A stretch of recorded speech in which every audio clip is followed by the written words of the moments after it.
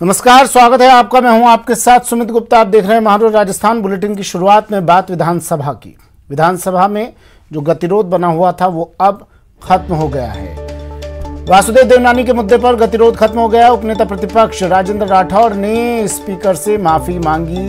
कहा, आसन आहत हुआ तो माफ कीजिए।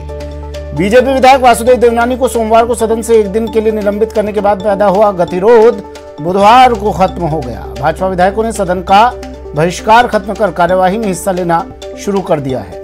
भाजपा विधायक दल की बैठक में रणनीति तय कर सदन की कार्यवाही में हिस्सा लेने का फैसला किया।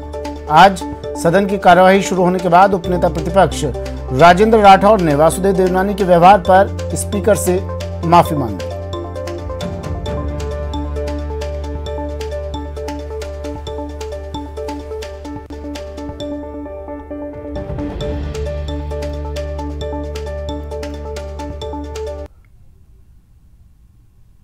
ये आसन उदार है और अध्यक्ष महोदय, ऐसी उदारता थोड़ी इधर भी होनी चाहिए, ये नजरें इधर भी इनायत होनी चाहिए। गुस्सा छोड़ो, कहा तो मानो, इन बंदों को अपना मानो। गुस्सा छोड़ो, कहा तो मानो, इन बंदों को अपना मानो। अध्यक्ष महोदय, अगर आसन आहत हुआ है किसी से ऐसे करते से, तो हम उसके लिए मेरे क्षमा याचना करते हैं और भविष्य में इस प्रकार की बात नहीं हो, इसको कोशिश। प्रश्न श्री भरत सिंह। वहीं विधानसभा में स्कूल फीस का मुद्दा भी जमकर गूंजा। विधायक कालीचरण सराफ ने मामला उठाया। कहा, निजी स्कूल अभिभावकों को परेशान कर रहे हैं। सुप्रीम कोर्ट के आदेश के बावजूद निजी स्कूल मनमानी कर रहे हैं। अभिभावकों पर फीस देने का दबाव डाला जा रहा है। प्रदेश के 70 लाख अभिभावकों को राहत दी जाए। सरकार इसमें हस्तक्षेप करे और इस पर कानून भी बनाया जाए।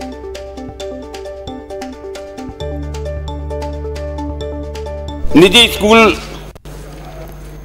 के खिलाफ अभिभावकगण माननीय हाईकोर्ट में गए और हाईकोर्ट ने कहा कि केवल 60 से 70% फीस वसूल की जा सकती है। उसके खिलाफ निजी स्कूलों के जो प्रबंधक थे वो माननीय सुप्रीम कोर्ट में गए और सुप्रीम कोर्ट ने एक अंतरिम आदेश निकालकर ये व्यवस्था की कि 6 किस्तों में 5 मार्च 2021 से 5 अगस्त 2021 तक फीस वसूली की जा सकती है। और उसमें भी उन्होंने ये कहा कि जो अभिभावक फीस देने में समर्थ हैं वो यदि निजी स्तर पर स्कूल प्रबंधकों से बात करेंगे तो उनको रिलीफ दिया जाएगा। और तीसरा आदेश ये दिया कि कोई भी अभिभावक फीस नहीं दे पाए तो विद्यार्थी को ऑनलाइन और ऑफलाइन शिक्षा से वंचित नहीं किया जाएगा और उनको परीक्षा से वंचित नहीं किया जाएगा। परंतु सुप्रीम कोर्ट के आदेश के बावजूद निजी स्कूलों के जो मालिक हैं उन्होंने उसकी अधूरी व्याख्या की और टेलीफोन करके घरों पर अपने स्टाफ को भेजकर और जिस प्रकार से अभिभावकों पर दबाव डाला जा रहा है और ऑनलाइन शिक्षा से बच्चों को वंचित किया जा रहा है, इसके खिलाफ कई अभिभावकों ने और हमारे राज्य सरकार के जो शिक्षा विभाग के अधिकारी हैं उनको शिकायत भी की, लिखित में शिकायत की, परंतु उस पर कोई एक्शन नहीं हुआ। चलिए, बाबूलाल मेरे सहयोगी हमारे साथ सीधा जुड़ गए हैं। बाबूलाल, कालीचरण सराफ मालवीय विधानसभा क्षेत्र से विधायक, उन्होंने स्कूल फीस का मुद्दा उठाया, अभिभावकों की परेशानी रखी। क्या रहा आज कार्यवाही के दौरान? सबसे खूबसूरत तस्वीर राजेंद्र राठौड़ वाली आज नजर आई। अपील की उन्होंने स्पीकर से कि हमें भी अब अपना बना लीजिए, अपना मान लीजिए और गलती हो गई है अब तो माफी दे दीजिए।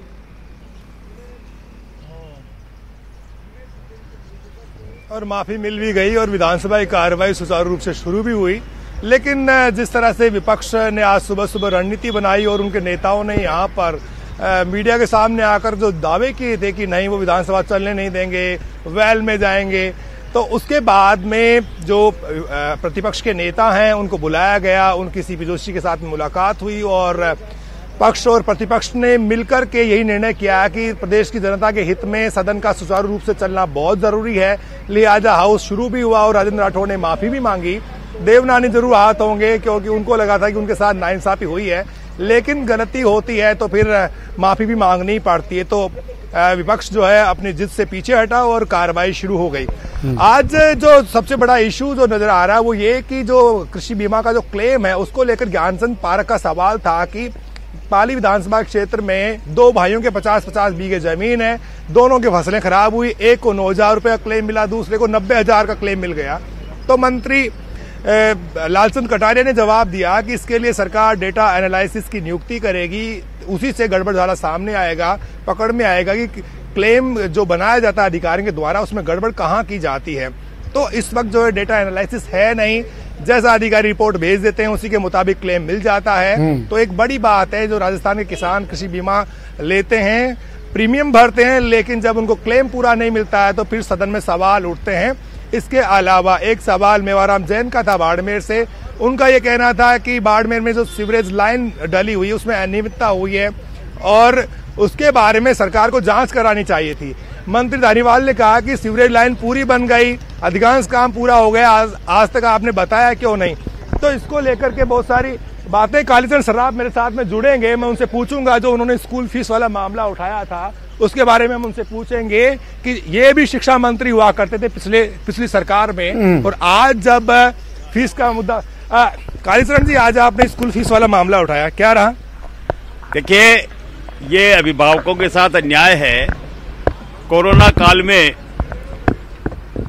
लगभग 70 लाख विद्यार्थी निजी स्कूलों में पढ़ते हैं राजस्थान में, और ये अधिकांश छोटे व्यापारी और निजी नौकरी करने वाले लोगों के बच्चे हैं। और कोरोना में जिस प्रकार से आर्थिक स्थिति उनकी खराब हुई और वो ये भारी फीस देने में समर्थ हैं, और इसी कारण हाईकोर्ट ने ये कहा कि इनसे केवल 60 से 70% फीस वसूल की जाए। उसके खिलाफ निजी में स्कूलों के जो प्रबंधक थे वो सुप्रीम कोर्ट में गए, और सुप्रीम कोर्ट ने अंतरिम आदेश दिया कि 6 किस्तों में ये फीस वसूल की जाए, और यदि कोई अभिभावक फीस देने में समर्थ है तो उसके बच्चे को न तो ऑनलाइन शिक्षा से वंचित किया जाए न परीक्षा से वंचित किया जाए। वो क्या रहा है, क्या शिकायतें हैं आपके पास? तो ये कई शिकायतें आई है, हमारे पास भी आई है और शिक्षा विभाग के अधिकारियों के पास भी आई है। तो मैंने ये कहा है कि ये सुप्रीम कोर्ट के आदेश की अवहेलना है, अवमानना है। सरकार इसमें हस्तक्षेप करे और कानून लाने की आवश्यकता हो तो कानून लाए। अभी विधानसभा चल रही है, उसमें विधेयक लाए और इस प्रकार की जो मनमानी निजी स्कूलों के जो प्रबंधक कर रहे हैं उसको रोका जाए, जिससे अभिभावकों को राहत मिल सके। शिक्षा मंत्री अब होते तो क्या करते हैं आप ये बताइए? मैं यदि होता तो निश्चित रूप से अभिभावकों के हित में ही फैसला देता। अभी मंत्री जी कुछ बोले ही नहीं, मैं बैठे थे, मैंने तो कहा भी कि शिक्षा मंत्री जी बैठे हैं, कृपया जवाब दें, पर वो जवाब नहीं दिया। क्या लगता है आपको, इससे दबाव है निजी स्कूलों का? अभी देखिए, ये सरकार के यदि सद्बुद्धि आएगी तो निश्चित रूप से इस मामले में वो कार्रवाई करेगी, और यदि विधेयक लाने की आवश्यकता हुई तो विधेयक भी लाएंगी। स्कूल खुल गए प्राइवेट, कोरोना के मामले सामने आ रहे हैं, जयपुर के एमपीएस में मामला सामने आ गया, इसको लेकर आप क्या कहेंगे? मैंने ये कहा न कि कोरोना के कारण अभिभावक डरे हुए हैं, और ये ऑनलाइन इसकी शिक्षा ये होनी चाहिए। जो ऑफलाइन अभी जो शिक्षा दे रहे हैं ये वो गलत, और क्योंकि वहाँ न तो कोई सोशल डिस्टेंसिंग का ध्यान दिया जा रहा और न मास्क लगाने की अनिवार्यता रही, इसलिए ये इस प्रकार की घटनाएं हो रही है। यदि ऑफलाइन शिक्षा देनी भी है तो वहाँ सोशल डिस्टेंसिंग का ध्यान रखना चाहिए और मास्क के बिना कोई एंट्री नहीं मिलनी चाहिए। तो सुमित, ये थे पूर्व शिक्षा मंत्री कालीचरण सर्राफ, जो अपनी बात कह रहे थे कि उन्होंने विधानसभा में इस इश्यू को उठाया लेकिन मंत्री की ओर से जवाब नहीं आया। तो सरकार की अपनी एक मजबूरी है, क्योंकि जितने बच्चे सरकारी स्कूलों में पढ़ते हैं उतने ही निजी स्कूलों में भी पढ़ा करते हैं। सरकार को पता है कि निजी स्कूलों के जो टीचर, उनको सैलरी भी देनी है, उनका भी जो इंफ्रास्ट्रक्चर है उस पर बहुत बड़ा खर्चा आता है, तो सरकार उनको फीस लेने से रोक तो नहीं सकती। मामला कोर्ट में पेंडिंग था, वहां से यानी कि फैसला भी आ गया, तो सरकार के हाथ एक तरह से बंधे हुए हैं और सरकार उनको सिर्फ और सिर्फ जो है इंस्ट्रक्शन दे सकती है, उनको बाध्य नहीं कर सकती। लिहाजा दिक्कतें हैं और ये इशू उठा है तो बात दूर तक जरूर जाएगी। कालीचरण सर्राफ की बात अपनी जगह पर कायम है, क्योंकि सोशल डिस्टेंसिंग नहीं है, कोरोना के मामले भी स्कूलों में आ रहे हैं, तो ऐसे में बहुत सावधानी रखने की जरूरत है। जी सुमित, बजट सत्र और जैसा अंदेशा जताया जा रहा था बाबूलाल की काफी हंगामेदार रहने वाला है, तस्वीरें भी कुछ ऐसी नजर आ रही हैं। अब आगे क्या रहने वाला है, क्या रणनीति विपक्ष की, प्रतिपक्ष की? जी बिल्कुल, कल तस्वीरें बनी हैं जेपी नड्डा के दौरे के बाद में और जो नसीहत देके गए हैं जेपी नड्डा, तो उसके बाद में यही है कि वो एक बात बोल के गए कि एकला चलो नहीं चलेगा। इसका मतलब ये है कि वसुंधरा गुट और जो संतुष्ट गुट है पार्टी का प्रदेशाध्यक्ष सतीश पूनिया के नेतृत्व में, दोनों करीब आएंगे और हो सकता है थोड़े दिन नजदीकियां भी बढ़ती हुई दिखेंगी। जिस तरह की तस्वीरें कल आई जब वसुंधरा राजे बैठी हुई थी, सतीश पूनिया उनकी तारीफ कर रहे थे, जब वो खाना खा रही थी तो सतीश पूनिया रसमलाई परोस रहे थे, तो हो सकता है दोनों नेताओं करीब लाने की कोशिश जो है शुरू हुई है। वो नतीजे किस रूप में दिखेंगे ये विधानसभा में जब कार्रवाई चलती रहेगी उस दौरान जो सवाल होंगे, तो किस तरह से सहयोग मिलता है सतीश पूनिया को, नेता प्रतिपक्ष गुलाब कटारिया को, तो बहुत सारी चीजें हैं। निगाहें इसी बात पर है कि जेपी नड्डा के दौरे का असर आने वाले दिनों में किस तरह से विपक्ष में देखने को मिलेगा। बिल्कुल, तस्वीर भी काफी वायरल हुई, कहा गया कि रायता समेट लिया और रसमलाई परोसी जा रही है। शुक्रिया बाबूलाल तमाम जानकारी के लिए। वहीं जेपी नड्डा के जयपुर दौरे को लेकर भी सियासत शुरू हो गई है। कांग्रेस पार्टी के प्रदेश अध्यक्ष गोविंद सिंह डोटासरा ने कहा कि जेपी नड्डा बीजेपी में फैले रायते को समेटने आए लेकिन और फैल गया। जी की तैयारी कर ली, फिर भी ये नड्डा जी को संतुष्ट नहीं कर सके, न नड्डा जी इनको कुछ दे सके। रायता समेटने आए थे, रायता फैल गया। धक्का मुक्की देकर के एक दूसरे के नजदीक लाने की चेष्टा की गई, नाकाम रहे। भाई बीजेपी तो टुकड़ों में बट गई जब, और आप देख सकते हो कि राजेंद्र राठौड़ साहब कितने फ्रस्ट्रेशन में रह रहे हैं, गुलाब चंद जी कटारिया साहब कितने सुस्त रह रहे हैं, मैडम कितनी आक्रामक हो रही है, पूनिया जी कितने डिफेंसिव मोड में आ रहे हैं, फिर भी इनका रायता समट नहीं रहा है, फैल ही रहा है। खबर जैसलमेर से है। जैसलमेर में बड़ा हादसा हो गया। यहां सेना की पोखरण फायरिंग रेंज में अभ्यास के दौरान एक गन का बैरल फट गया। इससे बीएसएफ का एक जवान शहीद हो गया और 2 लोग गंभीर रूप से घायल हो गए। घायल जवानों को जोधपुर रेफर किया गया। 2 जवान गंभीर रूप से घायल हुए जिन्हें जोधपुर रेफर किया गया। शहीद हुआ जवान उत्तर प्रदेश का रहने वाला था।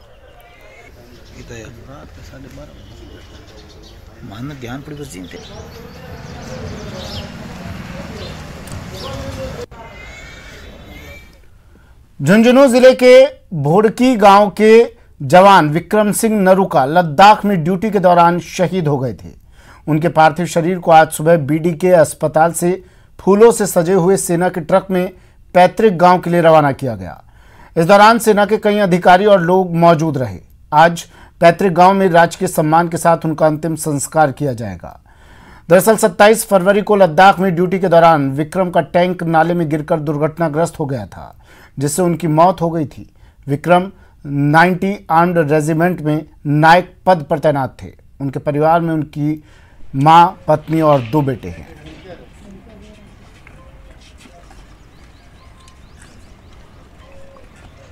अभी करीब 480 हमारे शहीद हैं, जो कि पूरे देश में एक डिस्ट्रिक्ट में इतने कहीं नहीं हैं। यहाँ के बहुत बहादुर जवान हैं और यहाँ की धरती में हमेशा बहुत सूरवीर पैदा हुए।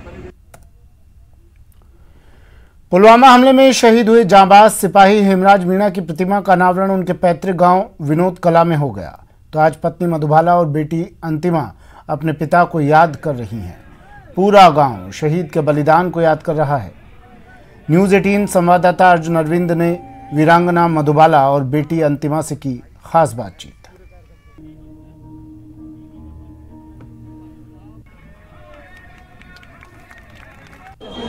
कोटा जिले के विनोद कला गांव में आज पुलवामा शहीद हुए हेमराज मीणा की प्रतिमा का अनावरण हुआ है और पूरे गांव में आज हर्ष की लहर है। और यहाँ पर जो प्रतिमा लगी है हेमराज मीणा शहीद हेमराज मीणा की, उसको उन्हें हुआ आज यहाँ पर याद किया जा रहा है। पूरा परिवार प्रतिमा स्थल पर पहुँचा हुआ है शहीद स्मारक पर। बहुत संघर्ष करना पड़ा। मेरे भाई अशोक और मैं दोनों सुबह से निकलती थी, शाम को घर पे आके खाना खाना। कोरोना में बहुत संघर्ष किया भाई हमने, जो कि कलेक्टर से बोलते थे, कलेक्टर पर कहता था वहाँ जाओ, वहाँ बोले। पूरे बहुत 12 महीने में जाके मेरा संघर्ष पूरा है। आज मैं बहुत खुश हूँ। उस दिन को तो कभी भी नहीं भुला पाएंगे, पर ये खुशी है कि आज मेरे पापा की मुहूर्त लगी है। हम बहुत खुश हैं आज। जो ऋषभ था उसने भी आज जो प्रस्तुति दी है, कार्यक्रम जो अनावरण कार्यक्रम हुआ था, उसको देखकर कैसा लगा? उसकी इच्छा है कि वो फौज में जाए। जब तक सूरज चांद रहेगा, जब तक शहीद हेमराज मीणा तेरा नाम रहेगा। प्रतिमा में पहुंचकर जो गांव के ग्रामीण हैं, आसपास के गांवों से यहाँ पर पहुँचे हैं, वो सभी यहाँ पर हर्ष से लग रहे थे। और सभी लोग यहाँ पर जो चिर स्थायी एक स्मृति के रूप में यहाँ पर जो प्रतिमा स्थापित की गई है, वो यहाँ पर यादों में सजोई रहेगी। और जो युवा हैं इस गाँव के आसपास के, उन्हें ये प्रतिमा प्रेरणा देती रहेगी। कोटा से न्यूज़ 18 के लिए अर्जुन। वहीं शहीद हेमराज मीणा की प्रतिमा के अनावरण के मौके पर भूतपूर्व सैनिक परिषद प्रकोष्ठ ने सेवानिवृत्त सैनिकों की समस्याओं के समाधान की मांग की। उन्होंने लोकसभा अध्यक्ष ओम बिरला को ज्ञापन दिया। वहीं झालावाड़ जिले के लडानिया गांव की वीरांगना अंजना मीणा ने अपने शहीद पति मुकुट बिहारी मीणा की प्रतिमा गांव में लगाने की मांग की है। उन्होंने इसके लिए लोकसभा अध्यक्ष ओम बिरला से आग्रह किया है। फिर 10 रुपये लगेगा।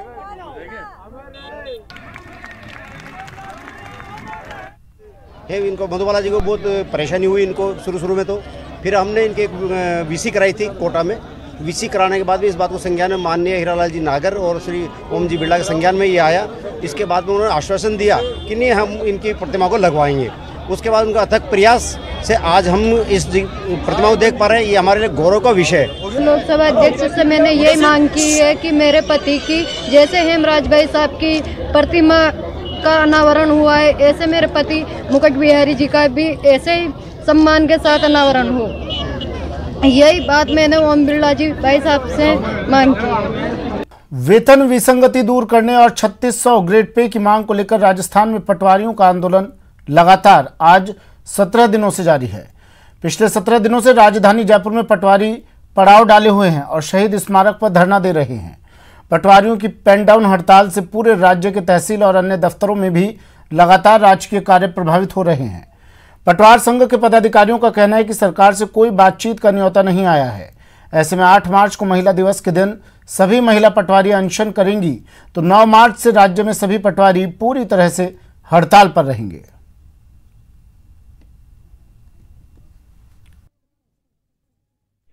राजधानी जयपुर में 17 दिनों से पटवारियों का धरना पड़ाव लगातार जारी है। पूरे राजस्थान में पटवारी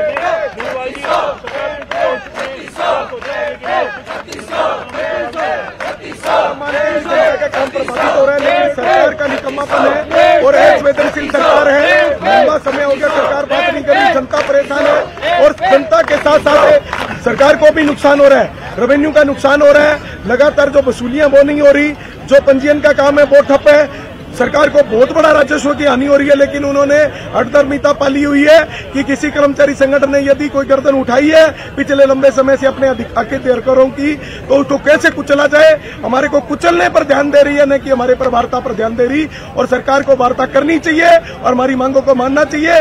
यदि नहीं मानती है तो इस शीघ्र ही हमने कहा है कि 9 तारीख से हम पूर्ण बहिष्कार पे जाएंगे और न केवल पूर्ण बहिष्कार से जाएंगे बल्कि सरकार की सारी योजनाओं के फेलियर जनता के बीच लेके जाएंगे। राजस्व मंत्री जी तो बात करना ही नहीं चाहते हैं। यदि वो बात करना चाहते तो हमारे राजनीतिक मुख्य है, उनको यहाँ आकर के बात करनी चाहिए थी और हम अजमेर से चले उसी समय कर सकते थे, लेकिन उन्होंने ये अधर्मिता पाली हुई है कि मैं तो देखना है कि आप लोग कितने दिन टिके रहते हो। तो इस परिस्थितियों में अब हमारे लिए सबसे महत्वपूर्ण ये हो गया कि हम हमारे अधिकारों के लिए डटे रहे। और मैं मीडिया के माध्यम से सरकार से भी आग्रह करूंगा कि आके संवाद कायम करें। यदि संवाद कायम ना करोगे तो हमने सोच रखा है चाहे ये धरना हमें महीने चलाना पड़े, 6 महीने चलाना पड़े या 2 साल चलाना पड़े, जब तक आप वार्ता करके हमारे साथ समझौता नहीं करेंगे, हमारे ग्रेड पे के आदेश नहीं करेंगे, तब तक ये धरना यहाँ से उठने वाला नहीं है। कुल मिला के लबोलुआब यही है कि पटवारी अपनी मांगों को लेकर के अपनी आवाज को लगातार बुलंद कर रहा है। दूसरी तरफ जो है जो डेडलॉक टूटना चाहिए था वो डेडलॉक अभी तक नहीं टूटा है। अब सभी लोग इस बात डेडलॉक किस तरह से टूटेगा और पटवारी कब से काम पर लौट सकेंगे। न्यूज़ 18 राजस्थान, जयपुर। पाली जिले से अंधविश्वास और हैवानियत का रोंगटे खड़े कर देने वाला मामला सामने आया है। एक महिला ने मौलवी और कथित तांत्रिक रोशन बाबा और साजिद सिद्दीकी पर 30 लाख रुपए की ठगी और दुष्कर्म का आरोप लगाया है। आरोप है कि तांत्रिक अपने चेले राजू मेघवाल के साथ मिलकर महिला का 1 साल से ज्यादा समय तक रेप करता रहा। वहीं इलाके के कुछ और लोगों ने भी आरोपी तांत्रिक के खिलाफ जमीन में गड़ा धन निकालने और मिट्टी पत्थर से सोना बनाने के नाम पर लाखों रुपए की ठगी का आरोप लगाया है। पुलिस ने आरोपियों के पास से एयरगन, नशीली दवाइयां, फर्जी आईडी के सिम और आपत्तिजनक सामग्री बरामद की है। पुलिस आरोपियों से लगातार पूछताछ कर रही है।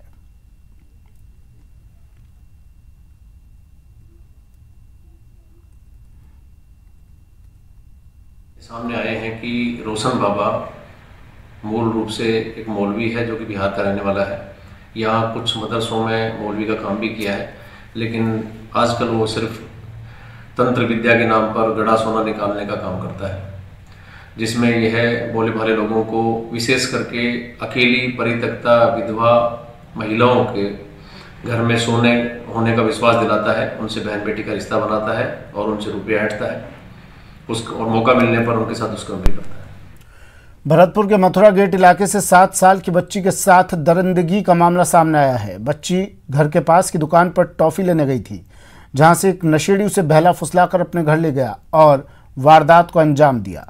करीब 2 घंटे बाद मासूम लहूलुहान हालत में मिली, जिसे अस्पताल में भर्ती करवाया गया। वहीं भीड़ ने आरोपी की जमकर पिटाई कर दी, जहां से छुड़ाकर पुलिस ने उसे अस्पताल में भर्ती करवाया, जहां आरोपी की हालत गंभीर बनी हुई है। पुलिस अब पूरे मामले की जांच कर रही है। निवासी 7 वर्षीय बालिका बाजार सामान लेने गई थी। नहीं लौटने पर उसके परिजनों द्वारा तलाश किया। 2 घंटे बाद करीब मिली तो उसने बताया कि मुझे कुत्ते वाले बाबा ने कमरे में बंद कर लिया था और मेरे साथ उसने छेड़खानी की। इस संबंध में अभी परिजनों से रिपोर्ट प्राप्त नहीं हुई है और लड़की का मेडिकल कराया जा रहा है। और कुत्ते वाले बाबा उर्फ हरी सिंह को तलाश किया गया तो वो ही इंजर्ड मिला है और उसको हॉस्पिटल एडमिट कराया। चूरू में एक जेठ ने रिश्तों को तार तार करते हुए अपने छोटे भाई की पत्नी को अपनी हवस का शिकार बना डाला। पीड़ित महिला ने थाने में केस भी दर्ज कराया, लेकिन 20 दिन गुजर जाने के बाद भी आरोपी पुलिस की गिरफ्त से बाहर है। अब पीड़िता ने एसपी कार्यालय पहुंचकर न्याय के लिए गुहार लगाई है। पीड़िता की माने तो उसका पति 4 साल से गंभीर बीमारी से ग्रसित है, जिसके कारण वो चल फिर भी नहीं सकता। फिलहाल पीड़िता को न्याय की दरकार है।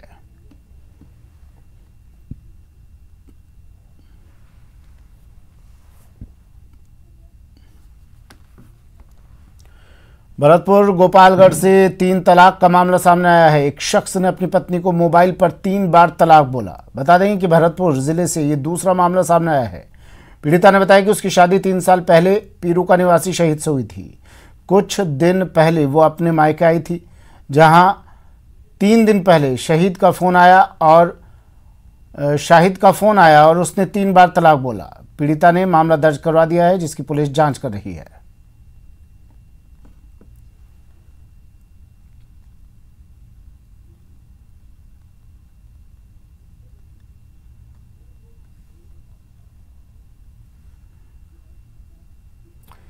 अजमेर की कोतवाली थाना पुलिस ने नशे के आरोपी को इंदौर जेल से प्रोडक्शन वारंट के जरिए गिरफ्तार किया है।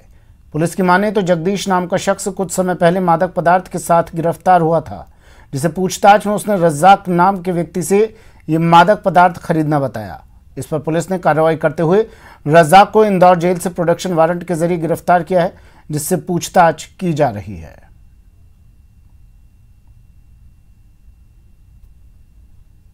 प्रकरण एनडीपीएस का दर्ज हुआ था, जिसमें जगदीश डोली नामक व्यक्ति को गिरफ्तार किया गया था। उसने दौरान अनुसंधान बताया कि उसके द्वारा जो माल प्राप्त किया गया था वो रज़ाक नामक व्यक्ति से, जो पीली खान सिविल लाइंस इलाके का रहने वाला है, और उसको हम लोग प्रोडक्शन वारंट से इंदौर जेल से लेकर आए। आगे अनुसंधान किया जा रहा है। कोटा की कुन्हाड़ी पुलिस ने 250 ग्राम गांजे के साथ एक आरोपी को गिरफ्तार किया है। आरोपी के पास से एक कार भी बरामद की गई है। पुलिस टीम ने बड़गांव चौकी के पास से आरोपी शुभम जैन को गिरफ्तार किया है। आरोपी रामपुरा कोतवाली थाना इलाके के गुलाबबाड़ी का रहने वाला बताया जा रहा है। पुलिस ने एनडीपीएस एक्ट में मामला दर्ज कर कार्रवाई शुरू कर दी है।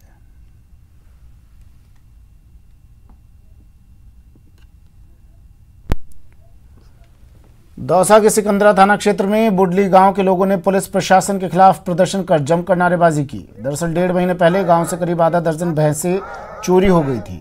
इस मामले में पुलिस ने अब तक कोई कार्रवाई नहीं की है, जिसके चलते ग्रामीणों ने रोष जताया। उन्होंने कहा कि अगर मामले का जल्द खुलासा नहीं हुआ तो आंदोलन किया जाएगा।